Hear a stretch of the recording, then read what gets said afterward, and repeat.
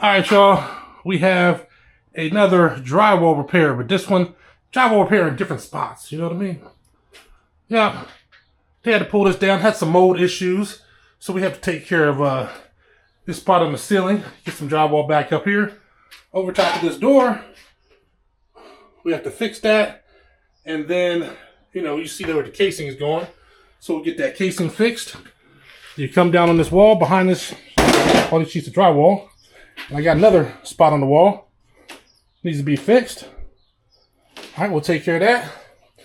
And then now I'm gonna go upstairs so we can show you the rest of it. Another hole in the ceiling.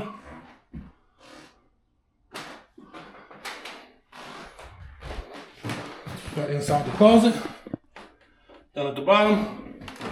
I'm also painting the whole closet into the next room. Other side of that closet. And I'm also going to paint the whole inside of this closet.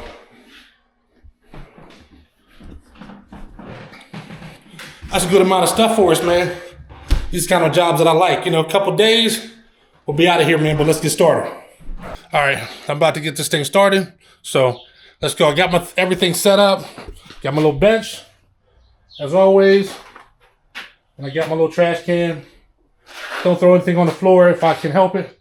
And y'all might think this is a little overkill, but I figure I got it on wheels. Why not? All you got to do is roll it onto the trailer. Got my drywall lift here. So, look, I'm just realistic, man. Y'all can go ahead and destroy your backs if you want to. Like, I'm 45. I'm about to be 46. I ain't got nothing to prove to nobody. If I got the equipment, I'm using it, all right? So, let's get it in. That's right. Learning drywall repair, man, the gift that keeps on giving. Gift that keeps on giving. Right now, you just see me, you know, cleaning things up. There's a bunch of nails left over and spots in the drywall where I got to just clean it up a little bit. This is one of those jobs where I'm following behind a mold remediation company. So they came in, took all this drywall out everywhere where the mold was, cleaned everything up. Now they call me to come and do the rest of the job. And of course, being the finisher, they don't want to have to call anybody. It's the whole point. When I show up, I'm doing everything forward. So I'm drywalling, I'm finishing the drywall, I'm painting, I'm doing all the trim, painting the trim. So when I leave, the job is completely gonna be finished. Completely finished. So as you see here, man, look, drywall lift. It's a beautiful thing. This is a little, you know, Marshalltown lift. I bought it a few years ago. I think I bought it at Lowe's for like, it was under $300.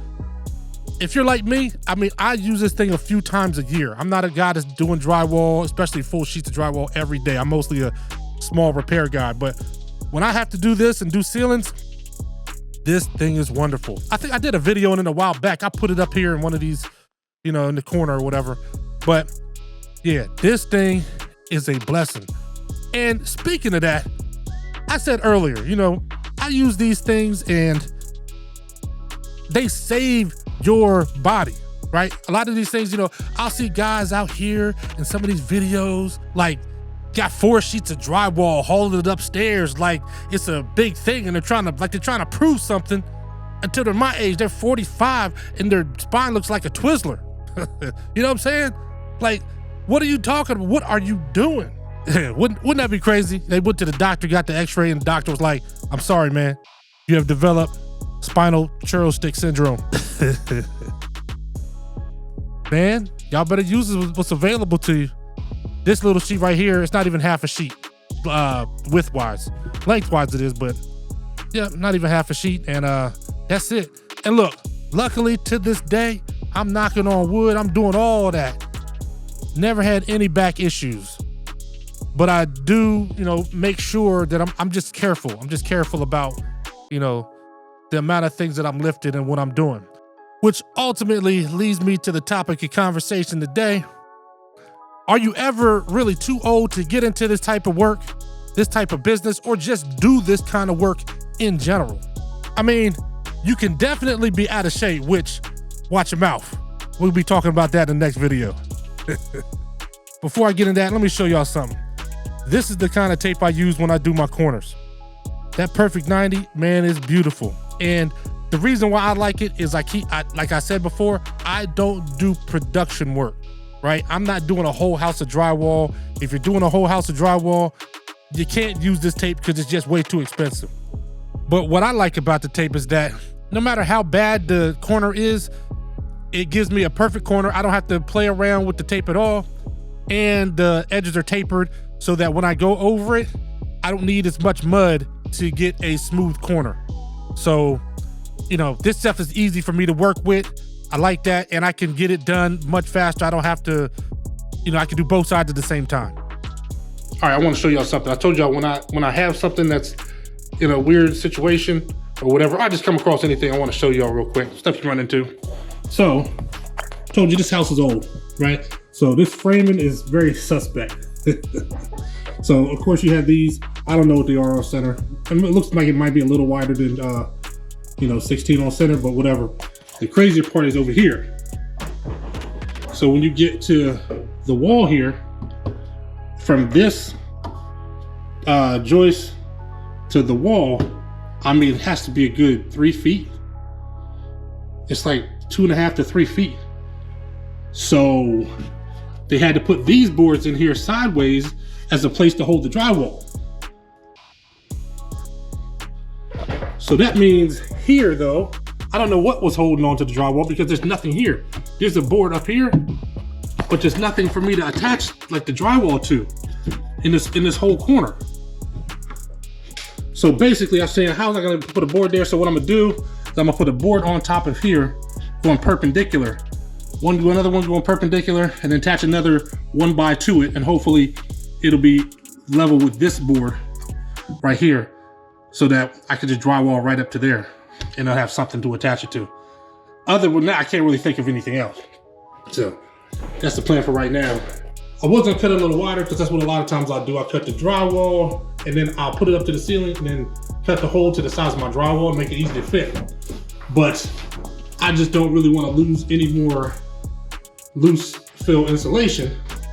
So I think I'm gonna have to cut the drywall to fit this opening. All right, let's get it.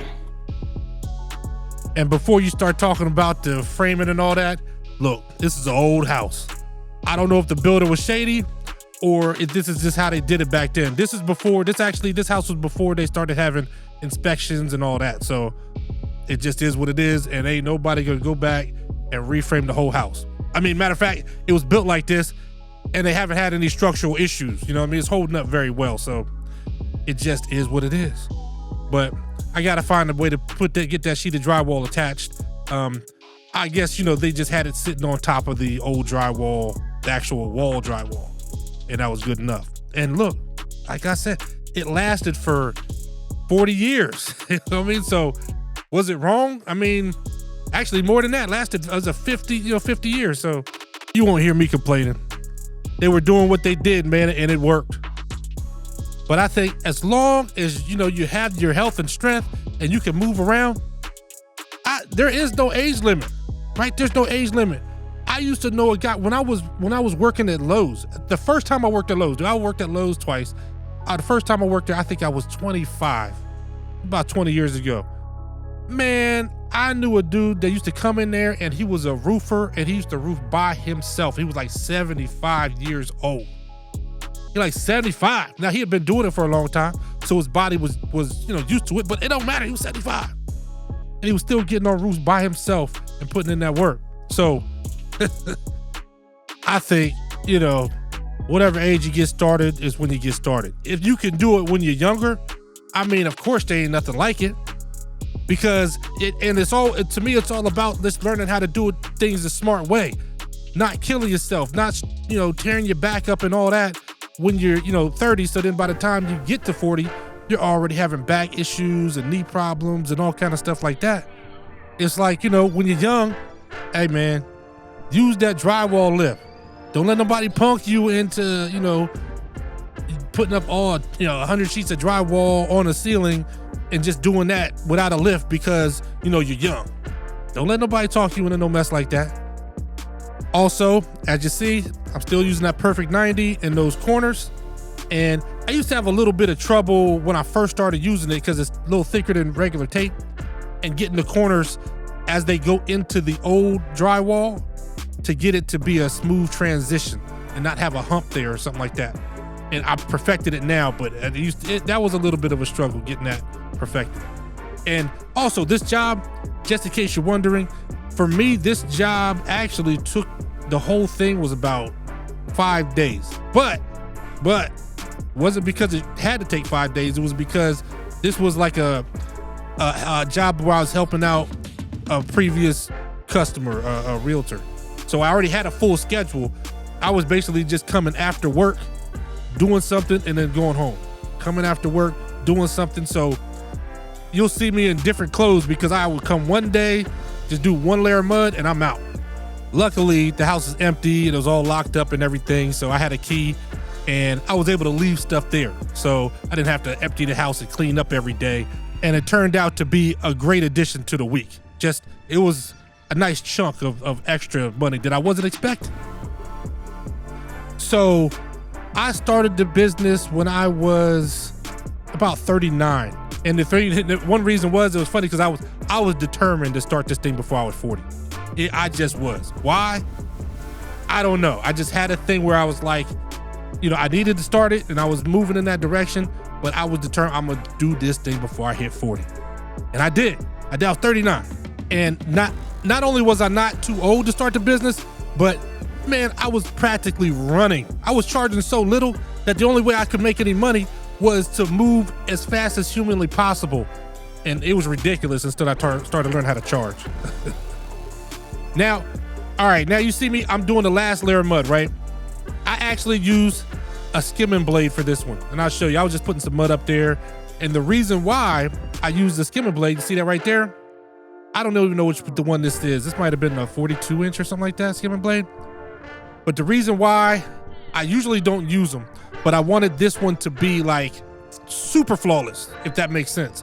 I don't normally have repairs that you can see, but in this small room, there was like 3 windows. There was so much light coming in. I just wanted to be like 150% positive that there wasn't gonna be any kind of shadows or anything. And plus, these things were expensive, right? So I got a few of them. I got a set of I think I got a set of like 5 or something, but they're expensive and I don't use them that often. And sometimes I just walk by them in the garage and I'm like, you know what? I'm taking you with me today. You're getting used today, man. Like you done enough resting. All right, I gotta get my money's worth. As you see, in this one, I have the power sander, just the little handheld one. I think it works great. And with this thing though, I figured the best way to use it for what I do is go straight. Don't use it in circles. I just go straight lines with it. And I use 180 grit sandpaper because if you use too much more, it'll just eat through that mud way too fast, right? Then in the corners, because you can't really use that thing in the corners, I like to use a flat pad and crease it over and get in those corners really good because I want those corners to be sharp. I mean, really sharp. And like I said, you'll see. Came out pretty good.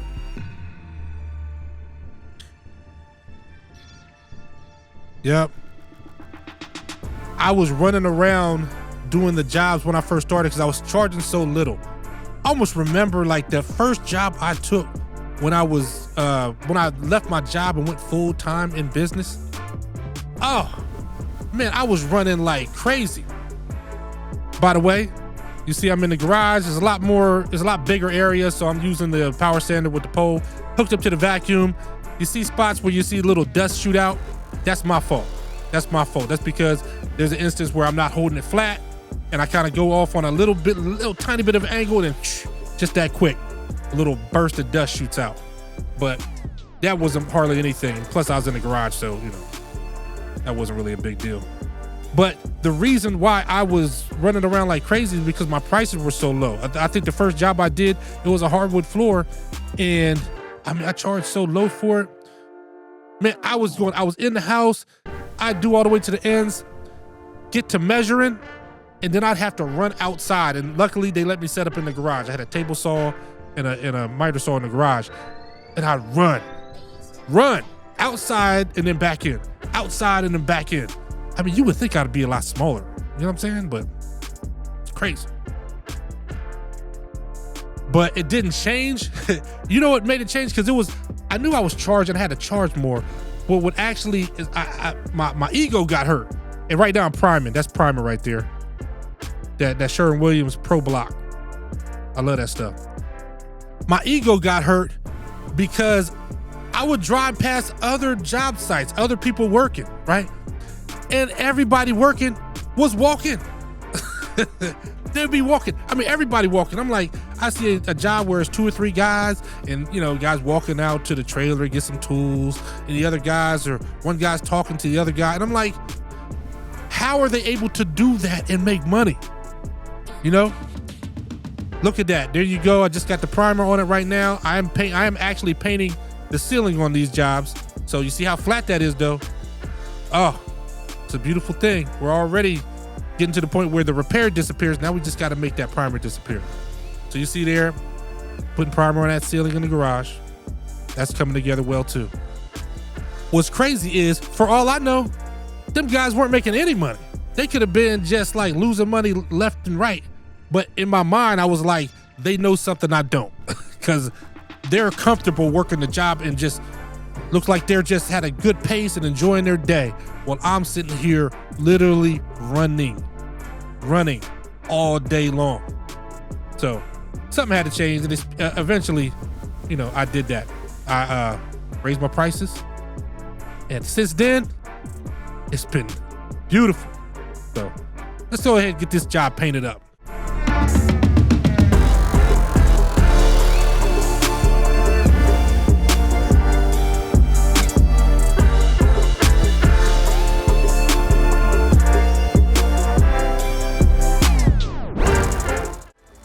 All right, y'all, complete, job complete. See how sharp those corners are? It's a beautiful thing. And like I said, this job, it's not about being super perfect, because, you know, whoever comes behind is gonna either have to paint it or whatever they want, whoever they sell the house to. I mean, unless they want me to paint it, I'll come back and paint it. But see, over top of the door, got that done. Got that side wall, that's done too. I'll show you how everything else turned out in a second, but just keep in mind, it don't matter how old you are. If you're healthy, you're in good shape, and you want to get in, just understand, if you got physical limitations, don't go crazy. And even if you're young, just don't go overboard. And man, this business will treat you right. There goes the door finished with all the casing. You know, that came out over top of the door. And like I said, the new casing, all painted. These are the closets. Y'all don't even remember the closets. There were 2 closets. They're done. Baseboard, quarter round, everything's done. That's actually the other closet. Looks like the same one. And I painted the inside of the closet too. And that's that ceiling repair in that room. Oh, look at that, all that light coming in, and you can't see nothing. Can't see nothing, man. It's a beautiful thing. I wish they would just let me paint these walls, because I could just turn this into a masterpiece. But hey man, I love it. I love it. I just love it. It's like the old Hannibal from, you know, A-Team. I love it when a plan comes together. I love it, man. I always love the end result. So, hey, get in the game. Don't be worried about your age. If you want to try something and get into it, or if you just want to DIY something, get it going. I had to paint the whole ceiling in this room because, you know, I just had to make sure it matched to make the whole thing disappear. So, Daryl, also known as the finisher, stay safe, be blessed, and remember, if the trades don't work, nothing else does.